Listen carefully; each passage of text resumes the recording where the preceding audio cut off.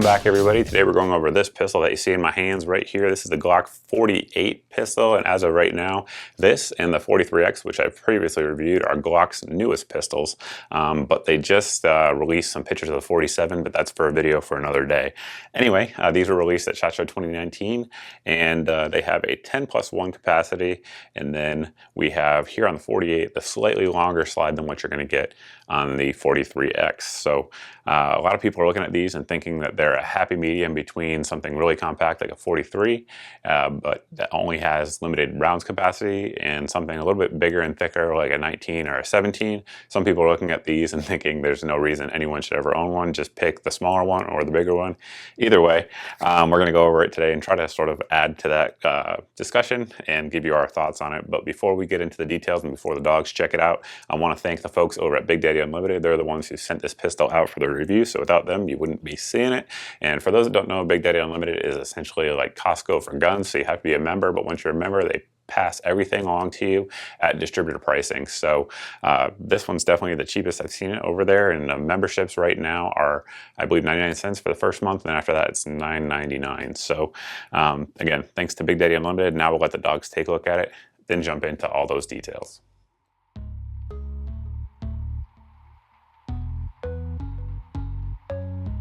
You don't have to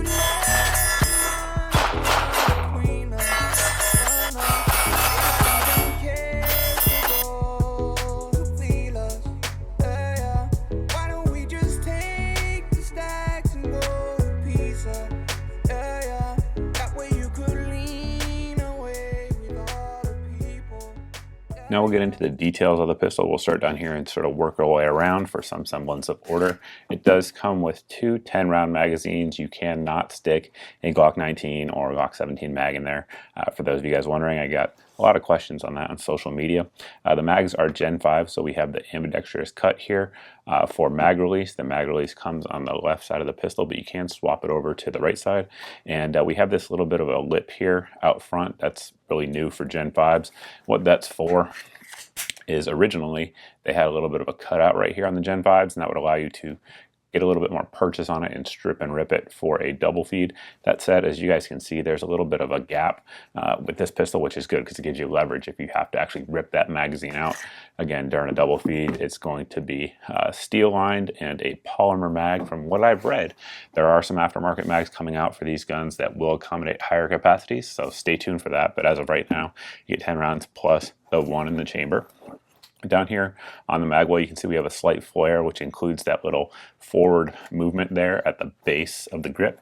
One thing I do like that for is that it drives your hand up high into the gun, so when you grab it, your hand naturally comes up and into this undercut here on the trigger guard. That's good because, of course, the higher you are up on the gun, the better you can control recoil and get your sights back on target. The grip texture is okay. It's not bad. You guys can see we have no finger grooves like a lot of the earlier Glock models. People definitely like that. I don't really have a preference either way, but it does feel good in the hand for a Glock. It's pretty comfortable. I wish the texture was a little bit more aggressive, but it's not bad. It's not like a Gen 3 Glock where you basically have to stipple it or add grip tape if you don't want it to move around in your hands, if you're shooting out the heat, or if you have blood on your hands or something like that. It will stay put, generally speaking. However, a little bit more aggressive would be something I'd prefer. One thing some folks hate and some folks love about Glocks is that there is no external safety on it. The gun does have some internal safeties, which we'll get to here in just a second, but the only button, lever, switch, etc. on the pistol is this slide lock and slide release. You guys can see it is on the left-hand side of the pistol only, so for those of you guys that are lefties, most of you are probably already used to it, but there's different ways to, of course, release the slide. You can come over the top, release it, or you can use your index finger as a lefty. For those of us that are right-handed, we can just actuate it with our thumb. One thing to point out is that all of the Gen 5 Glocks I've had so far have an abnormal amount of wear on that slide release. I don't think it actually causes any functional issues. However, it's just something to point out. Glock may want to relook at that. Continuing on forward, you guys will see we have no light rail on there. And the reason for that is that a 1913 or even Glocks spec rail is wider than the actual pistol itself. So they would have had to make it wider if they were going to include that on there. However, there are options for it. One that you guys have seen throughout the review is this one right here. It's a Streamlight TLR6. It's a 100 lumen light, so it's not super bright, but it's infinitely better than nothing in my opinion. So if you do want to carry it with a weapon light, there are options out there for you. The trigger on the pistol is serrated like most compact imported Glock pistols, and for those that don't know, that's because there is a law in terms of importing pistols in certain sizes that counts points. It's a silly, archaic law, but it exists, and a serrated trigger is another point for importation. But I'm not a fan of them. I prefer the smooth triggers, but it feels just fine. And the good news about this pistol is that, like all of the Gen 5s, folks who have watched the channel know, they are my favorite Glock triggers to date. They're not any lighter or anything like that. However, they're more predictable and they're a little bit cleaner in terms of the break, in my opinion. So we have our trigger safety here. If you don't depress this little lever, the trigger will not move back, as you guys see there. So that's one of the safeties that's inherent with Glock pistols. You have a little bit of slack, and once you pull that up, there's a little bit of sort of sponginess to it. Not much, but then when you get to the break, breaks super crisp, again, right at 6 pounds. And the reset's very tactile and very audible. You guys should be able to hear that here. And it's relatively short as well. So your follow-up shots, there's not a lot of input needed on the trigger. Moving on to the slide, the finish is one thing that really jumps out at a lot of people. Some folks love the two-tone look, some folks hate it. I would tell you personally, I like it, and the finish itself seems to be very durable, both on my 43X and this one. We have no wear at all that I can see, so you can't complain about that. This pistol right now has right about 800 rounds through it, so going strong in terms of wear, and we've had it in a holster, out of a holster, and again, no issues. You can see some grit in there. That's probably pieces of my skin from running the slide, but it's a nickel-based finish, and seems to be doing really, really well. I haven't seen any bad reports online either. So one thing, and speaking of bad reports that we're going to get to now, is going to be the sights. The sights on the pistol, the plastic ones that they ship with standard are terrible in my opinion. Generally speaking, they don't really shoot point of impact, point of aim. Plus, they're very easily broken and sometimes fall off. However, that is rectified with aftermarket sights. This pistol takes any of the sights that your Glock 43 or 43X would take. We put the XS Sights DXT2s on there, and these are great. We have that little dot there in the rear with tritium to line up here with our front sight, and of course we have the big yellow ring around there. It draws your eye to it, and it's very quick to pick up. But again, there's a ton of different aftermarket sights out there. Just one thing that is very good about going with a Glock versus some of the other brands out there. Something else to point out on the slide is that, like all Glocks that I'm aware of anyway, at least Gen 2 and newer, we do have a loaded chamber indicator. So when there's a round in the chamber, that little thing right there will stick out, and that'll let you know that there's a round in the chamber, whether you can see it or not, because it's also tactile. Disassembling the pistol is pretty classic Glock, so we're going to lock our slide to the rear. Make sure, of course, that we are clear, no round in the chamber, no magazine. At this point, we're going to let the slide go home, point the pistol in a safe direction, pull the trigger. And at this point, we're going to pull down on these two tabs here while pulling back on the slide about 1/8 of an inch, just like so. That will release this slide. And we're going to take our metal recoil spring out. It is a dual recoil spring. And we're going to take our barrel out as well. The barrel itself is a cold hammer forged barrel. It has what Glock calls their marksman rifling, and some folks have argued out there whether or not it's still a polygonal or polygonal rifling. Glock has clarified and said that it is. However, they say it's different than their old ones. That said, my Gen 5 Glocks all shoot really well in terms of accuracy. They're more accurate than I am, so that's certainly always a good thing. Take a look there on the inside of the slide. You guys can see the finish is the same as it is there on the outside. We have another one of our safeties right there. That's your striker safety. So your trigger, as it moves rear, this little piece right here, presses up there on that little plunger, and that allows our striker here to go forward. Again, preventing any sort of accidental firing if you drop your pistol or anything like that. Putting it back together, very simple. Just going to drop our barrel in, put the guide rod back in, slide it back on the frame, and we're done. With any relatively new gun, I always like to do some size comparisons because people oftentimes have not actually seen these in person in their local gun shop or something like that. So we have our 43X, which is the same size in terms of length as the 43. So if you're used to the 43, 43X is the exact same size in terms of length. In fact, the slides are interchangeable. Of course, these, though, the 48 and the 43X have those forward serrations on there. But you can see there with the 48, it's definitely going to give you a little bit more barrel length. It's going to give you a little bit more slide length, and it's 2 ounces heavier than our 43X. You're generally speaking, with a difference in barrel length that you guys can see here, you're going to get, depending on the round, about 25 to 75 feet per second more with that longer barrel there from the 48.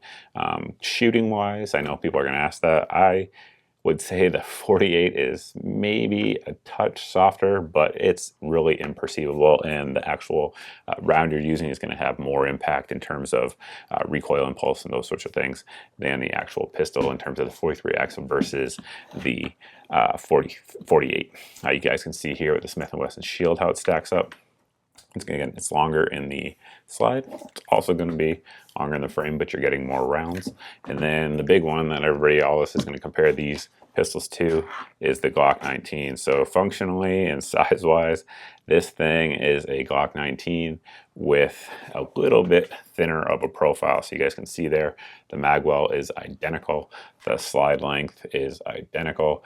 One difference though, and this is an old Gen 3, but we do have some beveling there on the nose to make it a little bit easier to get in and out of holsters, but it's just a little bit thinner. And again, you're giving up 5 rounds, so that's something to consider as well in terms of weight. I already sort of mentioned that briefly. We'll throw it on a scale here to see what it weighs unloaded with no mag. You guys can see there we're at 1 pound, 2.6 ounces, so it's not a heavy gun at all. That definitely is going to be one of the things that is good for it. It's very lightweight for the size, and that's something that Glock's always been good at. They've always been good at giving you a lightweight pistol that has decent capacity, and the 48 here falls in line with that. Just to further beat a dead horse, accessories are very much so available for this pistol. And this one here, the holster, is made by Priority One Holsters. You can see it's made for the 48 with a TLR 6 on there. So regardless of the combination you're going to go with, there's definitely holsters available for it. We covered most of the important details. One I know folks always want to know about is going to be price. I think the MSRP on this one here is like $495 or something like that. However, if you look around, you can see it lower than that. Some places with sales and stuff, you'll see it around $450-ish. However, like I said in the beginning, Big Daddy Unlimited is the ones who sent this out. They also have the lowest price on it that I've seen to date. I can't put it up because of map violations, but if somebody else who's a member wants to do so, feel free. There will be a link down below if you guys are looking to pick it up as well. But price-wise, it's actually quite a bit less than most Glocks out there. So if you look around, most Glocks are going to be MSRP'd around $600 or more for the MOS models and stuff like that. So this one is definitely a lower price point. I think, my opinion, that's to compete with like the Shield and other pistols like that, which are significantly lower priced and definitely trying to compete in the same territory, capacity and size wise. So speaking of that, why would you ever want a Glock 48 versus a 43X? Number one, we mentioned it earlier, it might shoot a little bit softer, although it's tough to say. I've shot them again both back to back, and maybe a little bit softer. But you do get extra velocity. That's important for some folks. The thing that's really important that a lot of us US shooters don't understand at all is that this pistol is Canadian legal and the 43X isn't. And yes, Canadians do buy pistols, and I'm sure they buy plenty of Glocks. So if you guys are up there north of the border, like eating maple syrup and drinking Molson XXX, this is the one that you guys are able to pick up. So that's certainly good news as well. But there's plenty of Americans that are going to pick it up as well. They just like the long slide type of form factor. And I think for a lot of folks, the Glock 43X and then the 48 as well are sort of like Goldilocks guns. So what I mean is they have enough capacity to fill multiple roles. A lot of people would be very confident with 11 rounds, in the chamber for a home defense pistol. Shoot, there's a lot of people that use 1911s and HK45s to this day, and it's similar capacity. Again, you can add the light on there if you need it, and then if you want to, you can also carry it as well. So if you sort of want one gun to do it all, the 48 and the 43X are something that I think a lot of people would consider. Of course, the 19 is just a little bit thicker, but for concealed carry, that little bit sometimes does matter. So pros and cons to each there. That's pretty much it. Gun's been reliable. Can't complain about that. Finish has held up really well. The sights stink from the factory, but you can fix that very easily. If you guys have any questions about the pistol or anything like that, you can always post down below in the comments section as always. However, if you need a response to your question, the best place to reach me is over at my Facebook page. I respond to all my messages I get over there.